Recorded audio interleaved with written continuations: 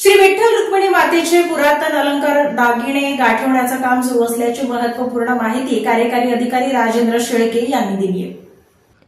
श्री विठ्ठल रुक्मिणी मातेचे अलंकार व अत्युत्कृष्ट व असामान्य कलाकुसरीचे तसेच पुरातन व दुर्मिळ आहेत असे अलंकार उत्सवाप्रसंगी श्रींस परिधान करण्यात येतात।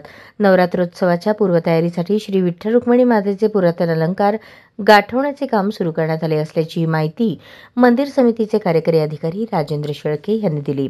शिवकालीन पेशवेकालीन अनेक अमूल्य दागिने श्री विठ्ठल रुक्मिणी मातेस असून यामध्ये श्री विठ्ठला सोन्याचे पैंजण, बाजीराव कंठी, मत्स्य, तोडे, सोवळे, हिऱ्यांचा कंबरपट्टा, बाजूबंद, दंडपेट्या, मणिबंध, सोन्याची राखी, तुळशीच्या सोन्याच्या मण्यात गुंफलेली माळ, कौस्तुभमणी, हिरे पाचूंनी गुंफलेली मोत्यांची कंठी, नवरत्नांचा हार, सोन्याचे मुकुट, हिऱ्यांचे मुकुट, सोन्याची शिंदेशाही पगडी, चांदीची काठी, सोन्याची मकरकुंडले, नील व हिरे बसवलेला नाम म्हणजेच सोन्याचा गंध असे अनेक प्रकारचे अनमोल अलंकार आहेत।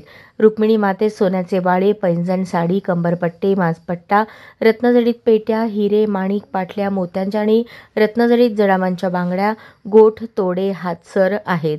गळ्यातील अलंकारांमध्ये कारल्याचे मंगळसूत्र, दशावतारी मंगळसूत्र, कोल्हापुरी साज, पाचूची गरसोळी, लहान सरी, मोठी सरी, पुतळ्याची माळ, मोहरांची माळ, एकदाणी, बोरमाळ, ठुशी, तुळशीचा हार, झेला, पोहेहार, चंद्रहार, चपलाहार, पेट्यांचा हार, शिंदेशाही हार, तन्मणी, चिंचपेटी, नवरत्नांचा हार, शिंदेहार, जवाच्या माळा, हायकोल, सूर्यचंद्र असे दागिने आहेत।